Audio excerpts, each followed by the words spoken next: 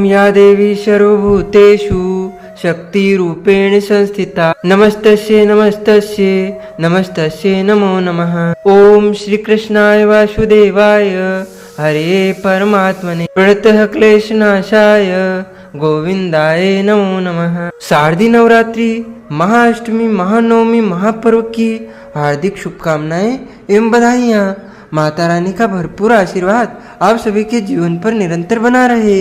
नवरात्रि के प्रमुख पर्वों में से एक है अष्टमी और नवमी का पर्व और शारदीय नवरात्रि की शुरुआत 3 अक्टूबर 2024 को हो चुकी है।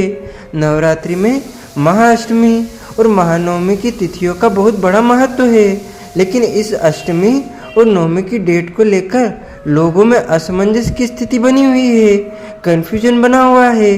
बताया जा रहा है कि अष्टमी और नवमी अलग अलग दिन लोगों में ऐसा फैला हुआ है, लेकिन हम आपको बता दें कि अष्टमी और नवमी तिथि 11 अक्टूबर 2024 को ही मनाई जाएगी।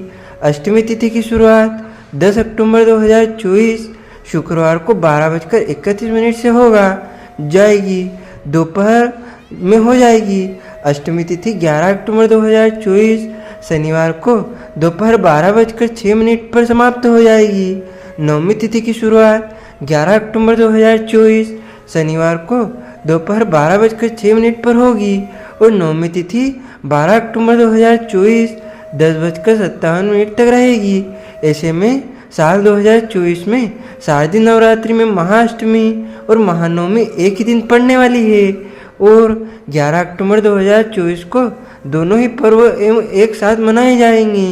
12:06 से पहले आप अष्टमी पूजन कर सकते हैं और 12:06 के बाद आप नवमी महानवमी का पूजन कर सकते हैं। इस दिन चरका चौघड़िया सुबह 6:02 से मुहूर्त रहेगा और इसका समापन 7:47 पर हो जाएगा।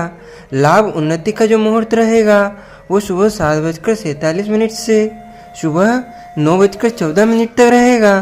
अमृत सर्वोत्तम का जो मुहूर्त रहेगा वह सुबह 9:14 से सुबह 10:41 पर समाप्त हो जाएगा। कन्या पूजन 11 अक्टूबर 2024 को सुबह 7:47 से सुबह 10:41 तक है। वहीं इसके बाद दोपहर 12:08 से लेकर दोपहर 1:35 तक रहेगा। कथा के अनुसार देवी पार्वती रूप में महागौरी ने भगवान शिव को पति के रूप में प्राप्त करने के लिए कठोर तपस्या की थी। एक बार भगवान भोलेनाथ द्वारा कहे गए किसी वचन से पार्वती जी का मन आहत हो गया था, यानी कि पार्वती जी क्रोधित हो गई थी और पार्वती जी तपस्या में लीन हो गई। इस प्रकार वर्षों तक कठोर तपस्या करने पर जब पार्वती माता नहीं आती तो पार्वती माता को खोजते हुए भगवान शिव उनके पास पहुंचते हैं। वहां पहुंचकर वे पार्वती जी को देखकर आश्चर्यचकित हो जाते हैं। पार्वती जी का रंग अत्यंत ओजपूर्ण होता है और उनकी छटा चांदनी के समान श्वेत और कुंद के फल के समान धवल दिखाई पड़ती है। उनके वस्त्र और आभूषण से प्रसन्न होकर देवी उमा को गौर वर्ण का वरदान देते हैं और वे महागौरी कहलाती है। इसीलिए महाअष्टमी को महागौरी माता का पूजन किया जाता है। दुर्गाष्टमी तिथि परम कल्याणकारी है, पवित्र सुख देने वाली और धर्म की वृद्धि करने वाली अष्टमी को माँ भगवती का पूजन करने से कष्ट दुख मिट जाते हैं और शत्रुओं पर विजय प्राप्त होती है। माँ की शास्त्रीय पद्धति से पूजा करने वाले लोगों रोगों से मुक्ति मिलती है और धन वैभव से संपन्न होते हैं। देव दानव राक्षस गंधर्व नाग यक्ष किन्नर मनुष्य आदि सभी अष्टमी और नवमी को पूजते हैं। कथा के अनुसार इसी तिथि को माँ ने चंड मुंड राक्षसों का संहार किया था। महाअष्टमी के दिन माता महागौरी की पूजा अर्चना की जाती है। महाअष्टमी के दिन स्नान के बाद माँ दुर्गा को षोडश उपचार से पूजन करें। महाअष्टमी के दिन माँ दुर्गा के 9 स्वरूपों की पूजा होती है, इसलिए इस दिन मिट्टी के 9 कलश रखे जाते हैं और देवी दुर्गा के 9 रूपों का ध्यान कर उनका आह्वान किया जाता है। अष्टमी के दिन कुल देवी की पूजा के साथ ही माँ काली, दक्षिण काली, भद्रकाली और महाकाली की आराधना की जाती है। अष्टमी माता को नारियल का भोग लगा सकते हैं, लेकिन इस दिन नारियल खाना निषेध है क्योंकि इसके खाने से बुद्धि का नाश होता है। माता महागौरी अन्नपूर्णा स्वरूप है। इस दिन माता अन्नपूर्णा की भी पूजा होती है। इसलिए अष्टमी के दिन कन्या भोज और ब्राह्मणों को भोजन कराया जाता है। खीर, मालपुए, मीठा हलवा, पूरन पोली, केले, नारियल, मिष्ठान, घेवर, घी, शहद और तिल और गुड़ माता को अर्पित कर कर और करा जाता है। यदि अष्टमी को पारणा कर रहे हैं तो विविध प्रकार से महागौरी का पूजन कर भजन, कीर्तन, नृत्य आदि उत्सव मनाना चाहिए। इससे माता प्रसन्न होती है और भक्तों की सभी मनोकामनाएं पूर्ण करती है। विविध प्रकार से पूजा हवन कर 9 कन्याओं को भोजन खिलाना चाहिए, हलवा आदि प्रसाद वितरित करना चाहिए। और हिंदू धर्म में महानवरात्रि, महाअष्टमी और महानवमी तिथि का विशेष महत्व है। और महाअष्टमी को नवरात्रि का सबसे शक्तिशाली दिन माना जाता है, क्योंकि इस दिन माँ दुर्गा के सबसे शक्तिशाली रूप की पूजा की जाती है। इसके साथ ही इस दिन कन्या पूजन करने का विशेष महत्व बताया गया है।